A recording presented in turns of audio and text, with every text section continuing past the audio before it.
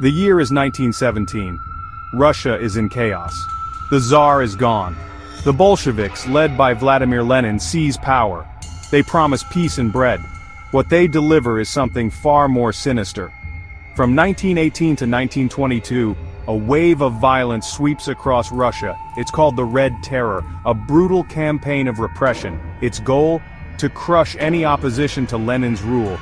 Imagine living in a time when your neighbor could be your enemy, when a whisper could get you killed. This was the reality of the Red Terror. It was a time of fear, suspicion, and unimaginable cruelty. The Cheka, Lenin's secret police, became the all-powerful arm of the state.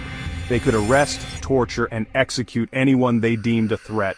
This isn't just history, this is a story about power, about how easily it can corrupt, and about the human cost of unchecked ambition. So, buckle up, because we're diving deep into one of the darkest chapters of the 20th century. This is the story of the Red Terror. Lenin was a complex figure, a revolutionary, a thinker, but also a ruthless pragmatist. He believed that violence was necessary to achieve his goals. To him, the ends justified the means, even if those means were brutal. What were his goals? He wanted to create a communist utopia, a classless society, but to do that, he needed to eliminate his enemies, anyone who stood in his way. He saw the Red Terror as a tool, a way to crush opposition and consolidate his power. Lenin argued that terror was a necessary evil, that it was the only way to break the back of the old order. He believed that the aristocracy, the clergy, and even the middle class were enemies of the revolution. They had to be eliminated for the good of the people. Of course, not everyone agreed. Even within his own party, there were those who questioned his methods. But Lenin was unmoved. He was convinced that he was right, and he was willing to do whatever it took to achieve his vision. The Red Terror wasn't random, it was targeted. It was aimed at specific groups that Lenin saw as enemies of the revolution. First on the list, the aristocracy, the wealthy landowners, the ruling class of the old regime. They were seen as parasites, enemies of the people. Then came the clergy. The Orthodox Church was closely tied to the Tsarist regime. Lenin saw religion as a tool of oppression, a way to keep the masses down. So, priests, monks, and nuns were persecuted. Churches and monasteries were closed or destroyed. But it wasn't just the elites who suffered. The middle class was also targeted. Doctors, lawyers, teachers, shopkeepers. Anyone deemed bourgeois was at risk. Even intellectuals and artists who didn't support the Bolsheviks were branded as enemies. The criteria for arrest were loose. A denunciation from a neighbor, a suspicious book in your possession. Even a perceived slight against the regime could be enough to get you arrested. The Cheka, Lenin's secret police, became the instrument of his terror. They operated outside the law. They could arrest, torture, and execute anyone they wanted. No trial, no jury, no due process. The methods they used were brutal.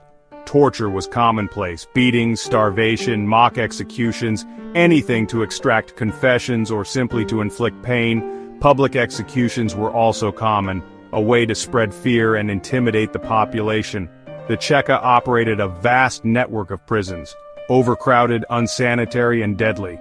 Prisoners were routinely tortured and executed. Many died from disease, starvation, or exposure. But the Cheka's reign of terror went beyond physical violence.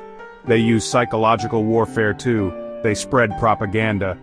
They encouraged people to denounce their neighbors. They created an atmosphere of fear and suspicion. The Gulag Archipelago forced labor and annihilation. As the Red Terror intensified, a new horror emerged: the Gulag, a vast network of forced labor camps scattered across the Soviet Union. Millions of people were sent to these camps. Their crime? Often nothing more than being suspected of opposing the regime. Conditions in the Gulag were horrific. Prisoners were worked to death. Starvation, disease, and exposure were rampant. Many were executed outright. The Gulag wasn't just about punishment, it was about extermination. The camps were designed to break the spirit of the prisoners, to turn them into mindless drones, to eliminate any trace of dissent. The Gulag became a symbol of Soviet repression. a testament to the horrors inflicted on millions of innocent people. It was a dark chapter in human history, a reminder of what happens when power goes unchecked. Bloodstains on the Snow Key. Events of the Red Terror. The Red Terror was marked by countless acts of brutality, but some events stand out for their sheer horror. One such event was the execution of the Romanov family. In July 1918, Tsar Nicholas II and his family were murdered by the Bolsheviks. A brutal end to the Russian monarchy. Another horrific event was the Kronstadt Rebellion. In March 1921, sailors at the Kronstadt naval base revolted against the Bolsheviks. They demanded an end to the Red Terror and more freedom for workers. The rebellion was crushed with extreme brutality. Thousands were killed or executed. These are just two examples of the countless atrocities committed during the Red Terror. Each act of violence left an indelible mark on Russian society.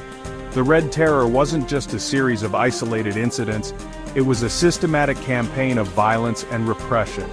It was a time when fear and suspicion reigned supreme. A nation scarred, the enduring impact. The Red Terror officially ended in 1922, but its impact on Russian society was profound and long-lasting. Millions of people were killed or imprisoned. Countless families were torn apart. The social fabric of the nation was shattered. The Red Terror created a climate of fear that would last for decades. It instilled a deep sense of distrust in the government. It also had a chilling effect on free speech and dissent. The legacy of the Red Terror is complex and contested.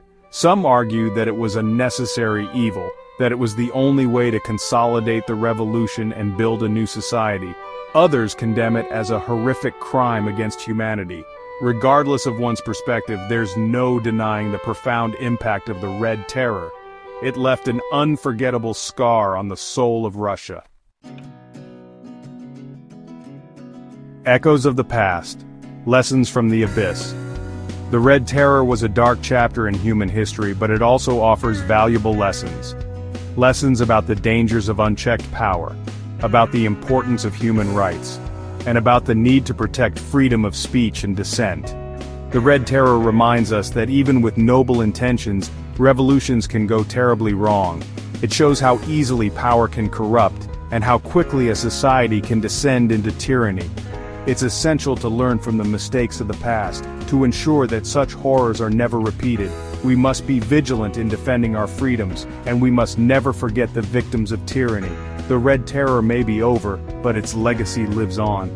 It serves as a stark reminder of the fragility of freedom, and the importance of fighting for what is right. Never forget, the Red Terror was a time of unimaginable horror, a time when fear and violence gripped Russia. It was a time when neighbors turned on neighbors, and when the state became the ultimate oppressor.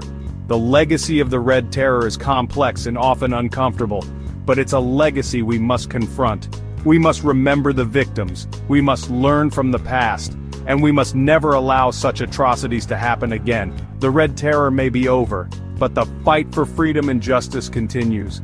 Let us never forget the lessons of the past, and let us never stop fighting for a better future.